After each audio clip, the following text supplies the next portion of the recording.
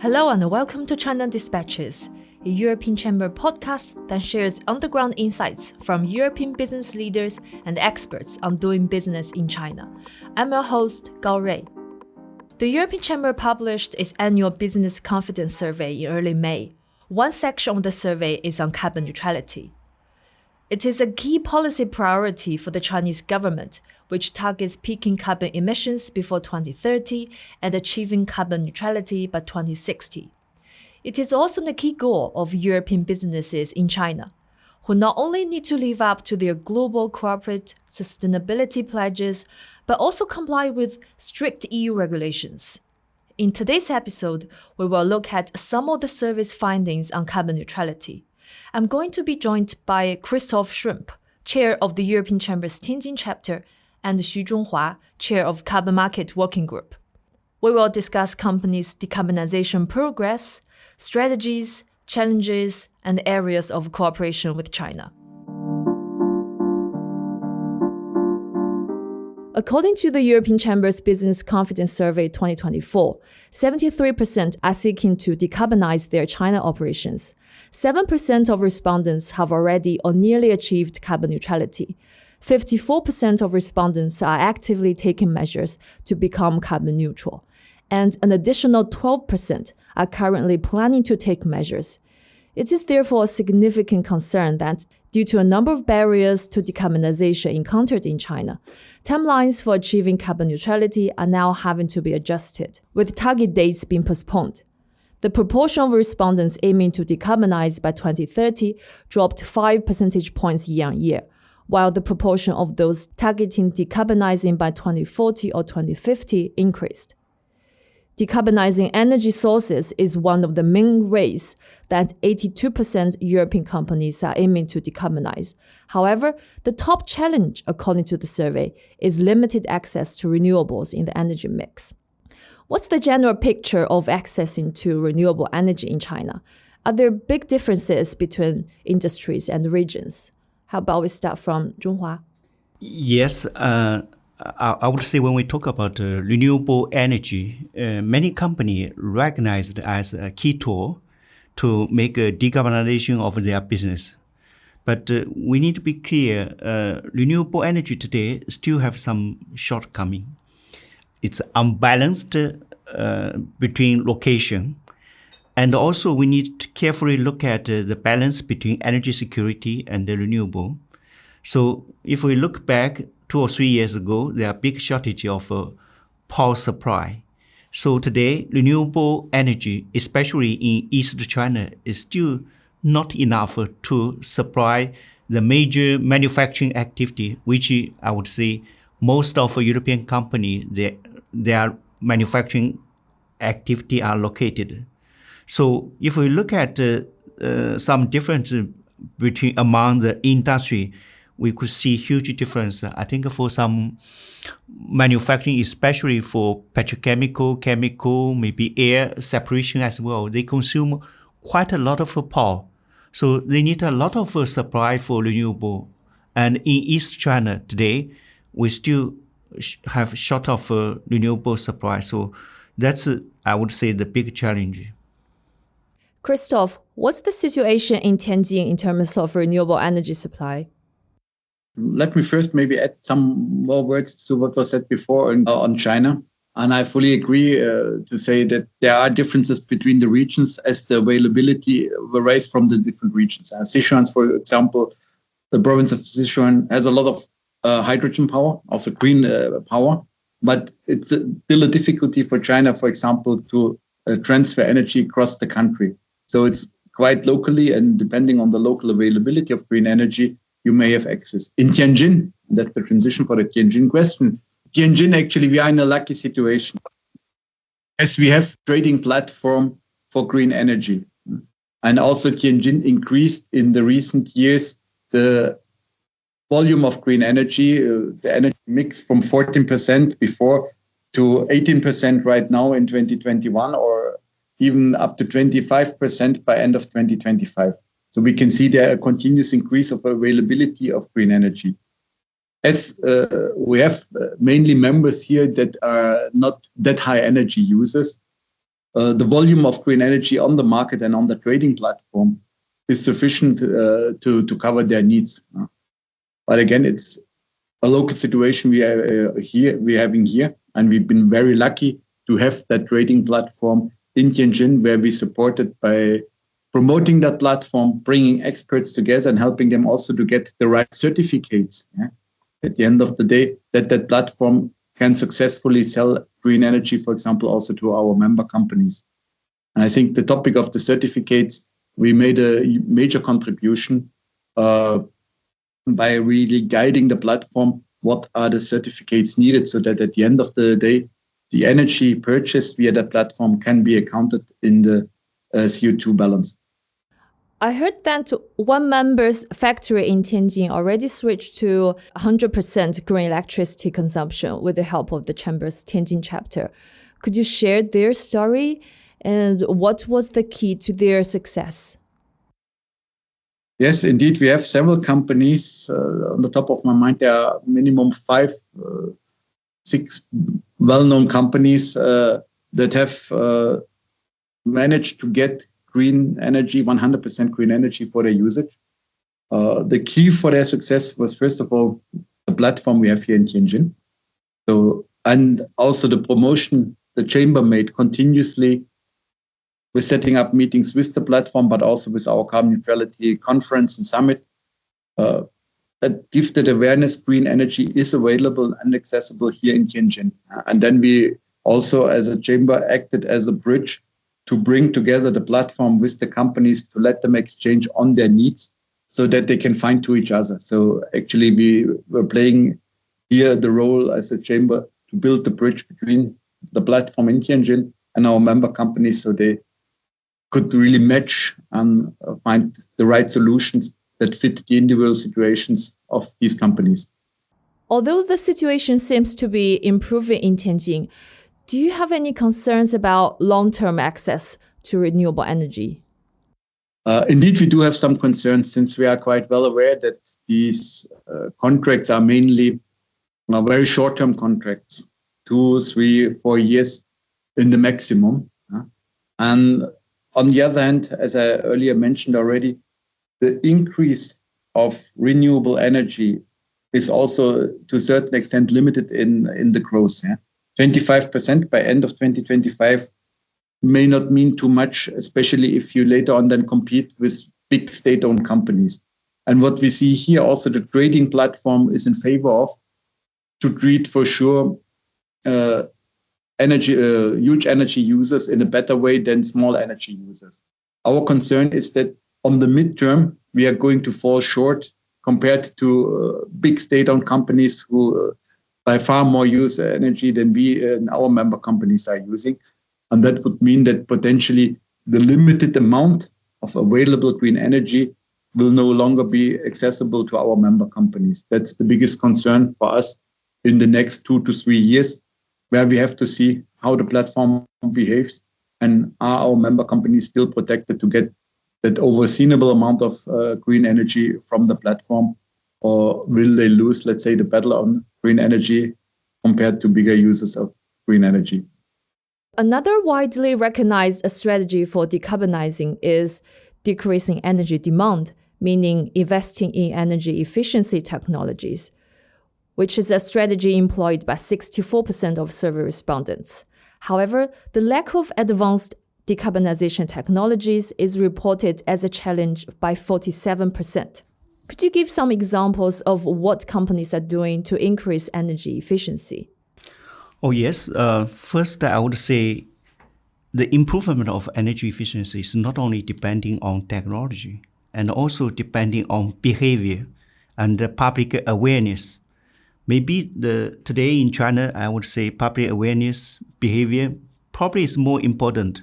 There will be different way to improve energy efficiency because this is well recognized that each individual company can participate. For example, I think today digitalization can really help us to improve the energy efficiency.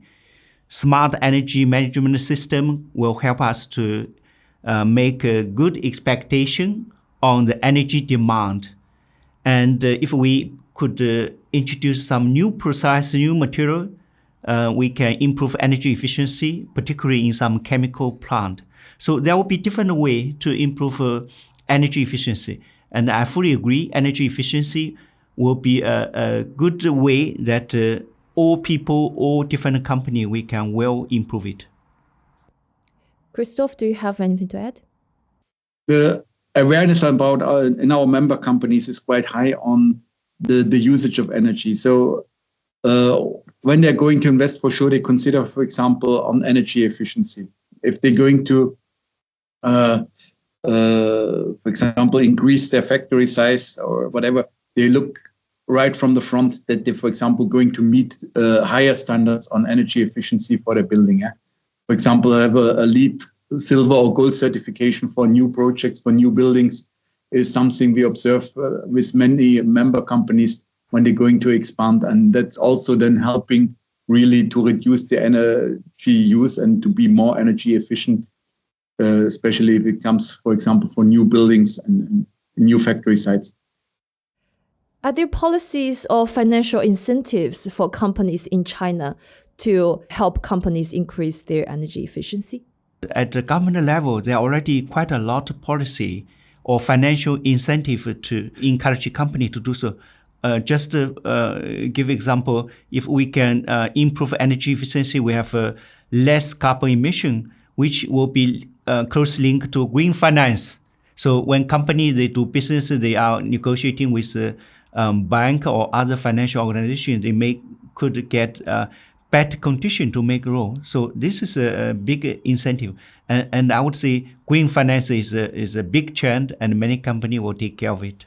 Could you briefly introduce green financing to our audience? Oh yes, green finance, when the bank give a loan to the company, they will closely link the low rate with your company carbon emission. If you have a much less carbon emission, you will have a much advantage low rate. I think this is a big advantage for the company to improve the energy efficiency. Offsetting energy or carbon use, for example, through carbon credits, is a decarbonization strategy chosen by 43% of respondents. Could you briefly explain how carbon credits work? Yes. First, I would say even we are working very hard to introduce renewable, but we still need quite a lot fossil in coming decade. So many companies, they try to take some action like investing renewable or investing natural carbon sink, or even investing some CCUS, carbon capture, utilization, and storage. By this way, they can reduce the carbon emission and below their target. So this gap will help a company to accumulate credit, and the credit could be sold at the carbon market. So this is how carbon credit work. Do you think this is a sustainable strategy in the long run? I would say this should be a necessary action for in long run, because even we are, as I just mentioned, if we are working very closely, very, very hard to improve the energy efficiency, to invest the renewable, but it will take time. Energy transition will take quite a lot of time, and people set 2060, 2050 as a carbon neutral. But as you just mentioned at the beginning, some company already postpone the carbon neutrality objective, because we need to make a quite good balance between energy security and carbon emission target. So if we still need fossil, so we need to have a different way to work, and the carbon credit is a good way. And we mentioned investing in renewable, we mentioned investing natural carbon sink, but many people say CCUS will still an important way if we really want to achieve carbon neutrality. All that being said, uncertainties over China's national carbon trading market is reported by over half of the respondents as a top 3 challenge to decarbonization. Could you elaborate on this? What kind of uncertainties in China? China national carbon trading system already be initiated several years ago. But if you look at the market today, the volume for trade is still quite limited. And also the carbon national carbon trading market is limited to some industry. Today, only power sector is open for carbon trading market, and I think they need to make it more open to other industry and make it well synergy with some international market. Only by this way, more people engaged and volume was improved, and some other methodology for the checking, monitoring well built. I think a national carbon trading market could be running well. Are there any difficulties for European companies to participate in the current carbon trading market in China? Yes, we see some European company try to access or contribute to this important market, but there's still some limitation. Even we see some European company already investing some activity for this trading market, but I think they're still short of. I would say methodology between Chinese one and international one. If we want more European company to be engaged in this market, so there should be clear game rule. This is very important. And also there should be clear rule for European company to build up a credit asset, and how then they can join this value chain, this carbon trade value chain in different sectors. Indeed, the European company, we have quite good experience, so we can contribute much more. But we need to negotiate with the Chinese authority to keep it more open, more transparent, and more implementable. So, but then I think we can join more. My understanding is that so far carbon trading is mainly limited to energy producers, correct? Yeah, power sector, I would say. Exactly. And I think that's the biggest topic for me here. That's why European companies cannot contribute as much as they would like to do so. Yeah, since not everyone of us is in the power sector. Yeah, therefore that should be open for other industries as well to participate in the trading mechanism. Yeah? For example, big producers of CO2 emissions, like for example, also airlines, yeah, should have access to this type of trading platform to offset their carbon emissions by participating to these platforms. And I think here really, and I'd like to support what was said before, Europe could play a much bigger role to give ideas and exchange with China how the trading mechanisms are working in Europe, and really try to promote that segment is open to all industries. Is there a roadmap for China to open the industries? Yes, we expecting that the openness to other industry like steel, like petrochemical will come soon. But in China, sometimes they can open it quite soon, but sometimes it will be a little bit later. So we are discussing with Chinese government, but there's no exact roadmap on when and how they will open to other industry sectors. This is still an issue we are discussing with Chinese authority.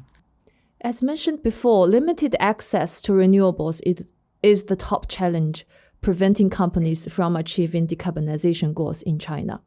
However, almost equally important to decarbonization is having a mature low-carbon culture, the lack of which in China was ranked second among companies' top challenges. What are some aspects of low-carbon culture that are missing in China? How does this impact companies' decarbonization progress? First, when we talk about the carbon neutrality, we should be very clear. Carbon neutrality has cost. So if we say we need to build up the culture or low-carbon culture, which means people should be ready to pay for it. So we need to have I think today there's still some aspect missing in China for this kind of culture.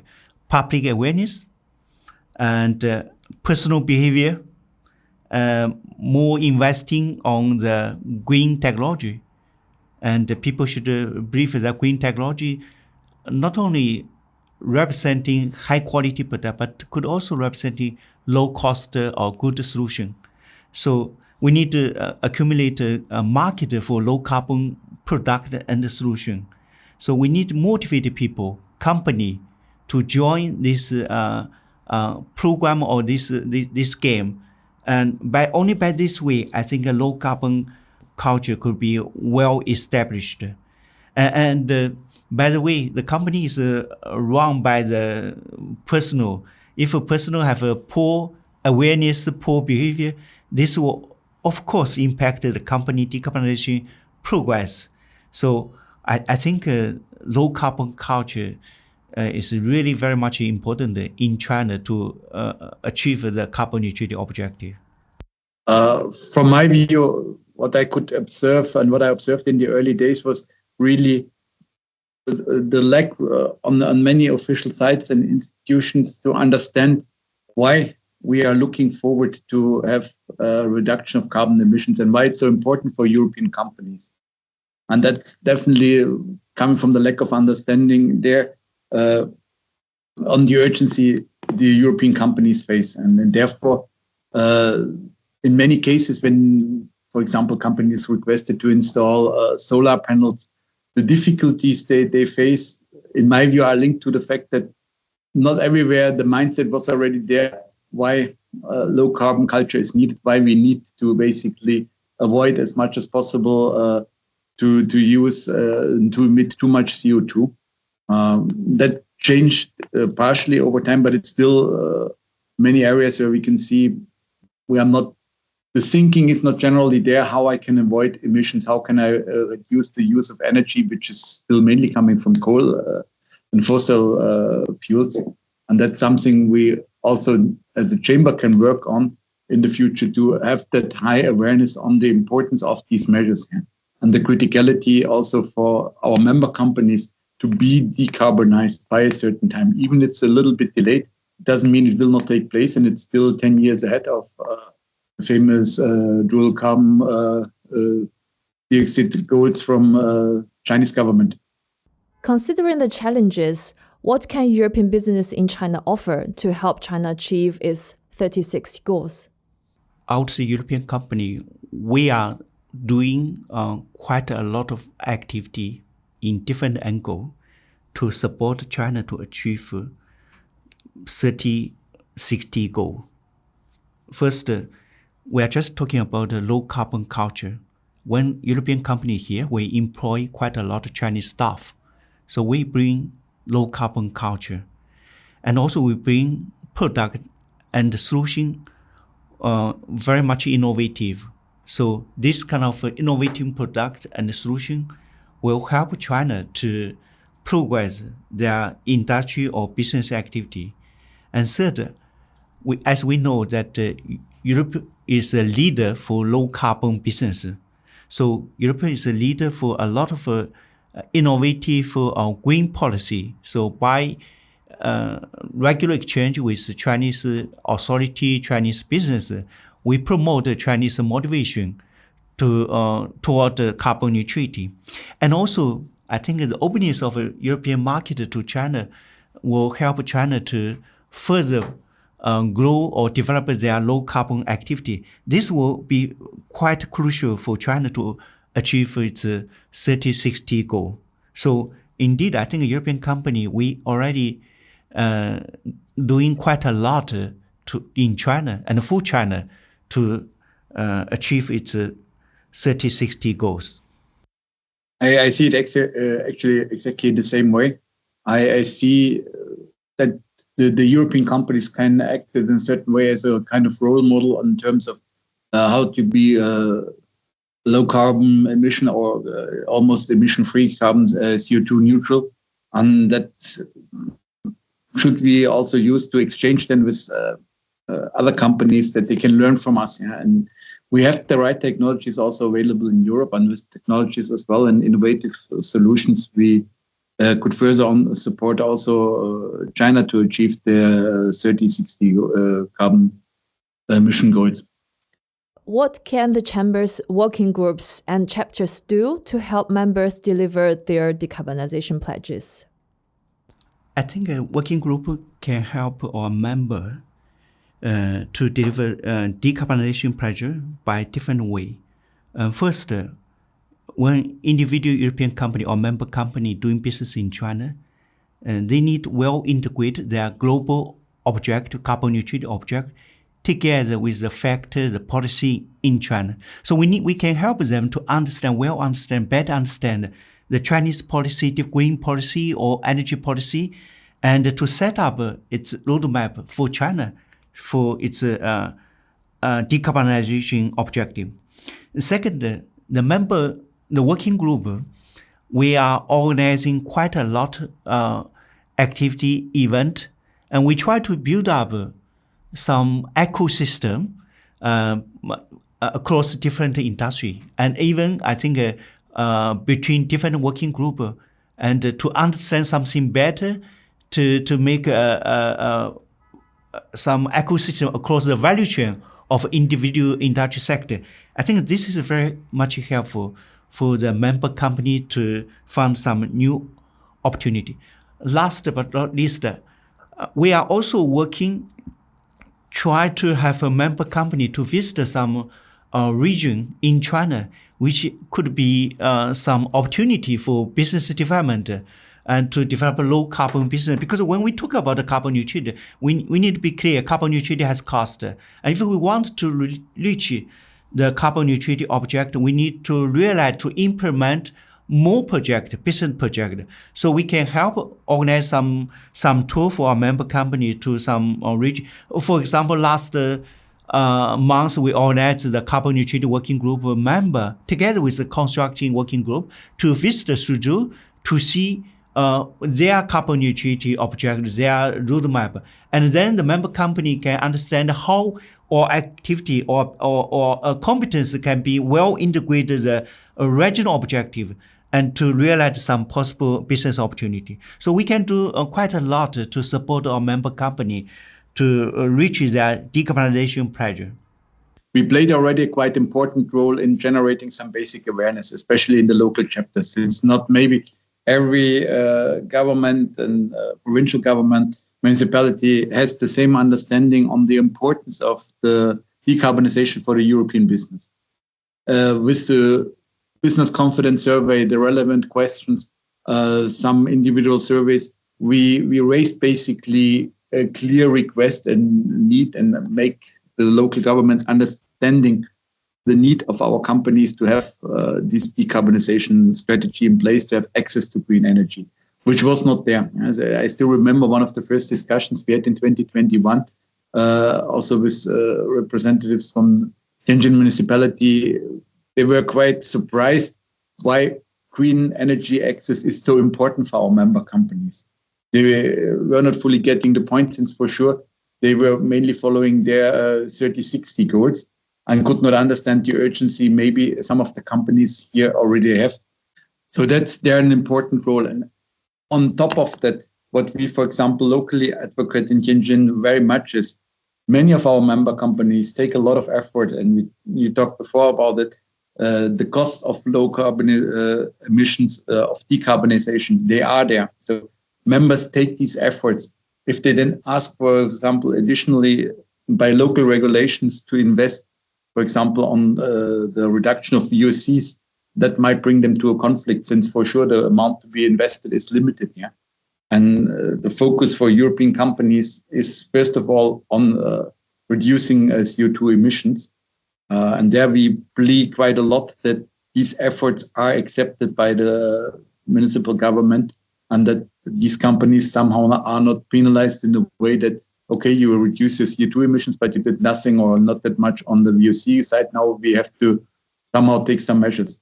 We have to play an active role here as a chamber, and we have to advocate for our member companies that they continue their way on decarbonization.